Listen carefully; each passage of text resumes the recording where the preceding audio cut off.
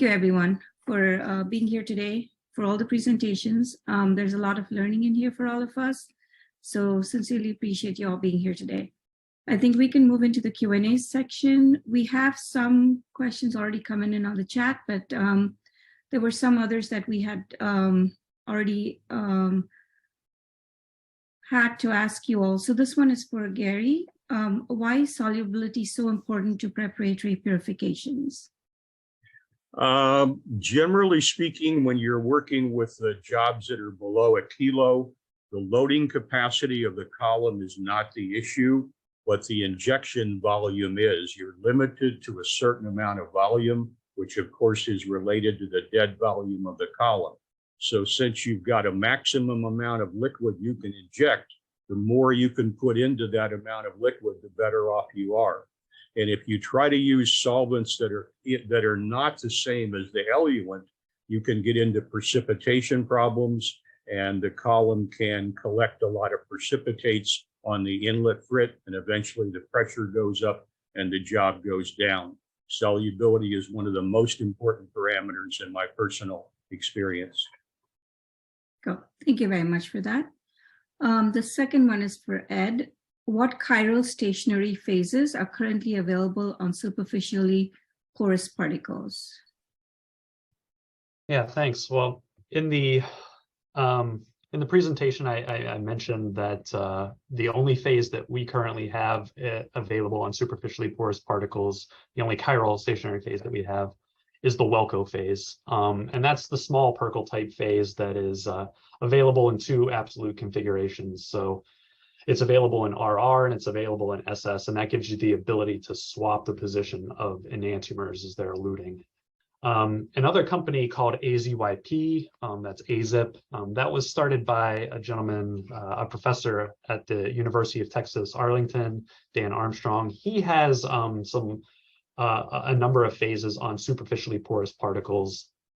For example, cyclodextrin phases, he has cyclofructan phases, and he has some macrocyclic glycopeptide phases like teicoplanin and vancomycin, that sort of thing. So there are a number of phases that are available, but not to date the most popular of all stationary phases, which are those polysaccharide phases, amylose and cellulose. Awesome. Thank you very much. For Paul, what would you say is the biggest challenge when performing a chiral separation? Well, so probably there's, aside from the method, the scaling that method up can be challenging.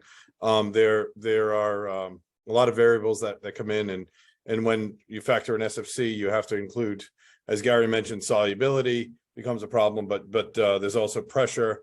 And density of the CO2 across the column can have an impact on solubility, and as a result, impact your chromatography. So yes, absolutely. Thank you for that. This one's for Nitin.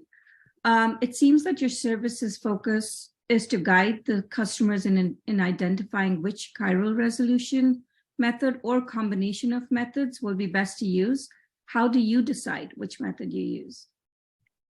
I guess it depends, like for example, you have multiple chiral centers, then usually diacetyl crystallization is not very effective because it's difficult to identify where is what. So typically one chiral center is a lot easier for diacetyl crystallization. Then you substitute with some ISFC or some other method to use it, and then you see the efficiency, like chiral chromatography versus SFC. They are, and SMB, all these three are equivalent, I guess, chromatographic separations and very effective. So you basically analyze all three, and and diacetyl crystallization always there for some of the scale-ups. So you just have to see which one is best for you. Thank you. Thank you for that. Another one for Gary. Are eluent additives okay in preparatory purifications? I'll probably catch some flack for this, but in my opinion, the answer is absolutely no. The reason is because you have often trouble recovering the sample from the additive. The additive can also cause stability issues, And sometimes if you're doing a long run, the concentration of the additive may change over time, which can affect the chromatography. So we try very, very hard never to use additives. By the way, that also means that those columns by Dan Armstrong, Dan is a friend of mine, good stuff. They're pretty much terrible in prep for the reasons I just mentioned, because they pretty much need additives in order to function. And I've not had good experience with those in large scale operations. Cool, good to know. Thank you very much. Let's see, the next one is for Paul. What quantity scale up have you been able to offer using SFC and HPLC? Yeah, so our lab, we can offer from milligram scale materials all the way up to a kilo of material under non-GMP purification. Cool, thank you. For Nitin, what racemate purify can you start with, 50-50, higher or lower? I think we have tried bunch of them, 50-50 also. Typically, whatever customer gives you, but 99% of the time it is 50-50. But sometimes what we do is, like one of the companies in the Bay Area gave us experimental value. They just want to experiment with, so they gave us 52, 48, 50-50, and 46-54, and ask us to resolve and be able to identify which one is which is really more efficiently. But of course you need to have polarimetry, and and client also had HPLC in place, so we used to analyze it with polarimetry followed by HPLC to be able to correctly identify. Interesting, thank you for that.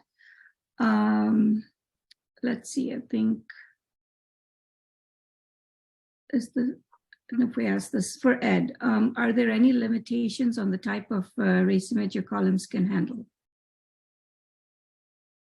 In terms of, if I'm understanding the question correctly, it's not so much the type of the racemate or whatever the compound is. The limitations come in onto what type of conditions can be used on which particular column, I think. So with coated polysaccharide stationary phases, I think many people are aware of the solvent limitations that can be used there. So things like chloroform and ethyl acetates and acetone and several other different solvents, they should be avoided because they can actually dissolve the coated polysaccharide phase and kill the column pretty quickly.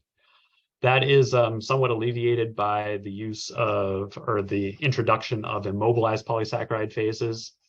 With the Perkel type phases, which are bonded directly to the silica particle, there really isn't those solvent limitations. The types of racemates, you can do separations, and there are many available applications that you can look at. There's basic compounds, acidic compounds, neutrals, amphoteric compounds, where it might get a little more complicated on the ratios of acid modifiers or basic modifiers that you might want to include if you're doing an analytical scale separation. So there's not really a limitation on the type of racemate that you can look at. There might be a limitation in terms of how successful you'll be based on things like the size of the molecule. Usually small molecules are better and easier to separate than very large molecules, but yeah, I think that's generally how I would answer. Awesome, thank you very much. And then for Nitin, you mentioned using initiation techniques to get higher crystal yield. Could you elaborate a little on that, please? Yeah, I mean, number of times it happened that, usually the crystallization start occurring right after you start cooling this, your tubes or flask, whatnot. But sometimes the crystallization doesn't happen so soon, So either if you have a seed crystals, of course it's better. A pure seed crystal, you can put it in, or just scratching it, with the old organic chemistry technique, where the saturated solution of solution has to be scratched with some sort of metal or something to get the initiation going. Actually, we dealt with one of the big pharma had trouble crystallizing their molecule, and we got that process, and we had a little success in the beginning, but we keep at it, and they're slowly evaporating little solvent also, that helps. So that's some of the techniques we use, like of course, if you have a reference standard, is best thing. That really gives you sort of nucleus, to start crystallization process and all scratching, So it is a good organic chemistry there. Yeah. Cool. Thank you very much. So I think we've come to the end of the Q&A. Is there anything on the that anyone on the panel wants to bring up, or last words, or? No? All right. Thank you very much, everyone. Sincerely appreciate having you all here today. The webinar is being recorded, so we will post it. And before I let you all go, wishing you happy holidays and a very happy new year. Thank you, everyone. Thanks. Yeah. Thank you, everyone. Thank you. Thank you. Have a good day. Bye-bye. You too. Bye. Bye.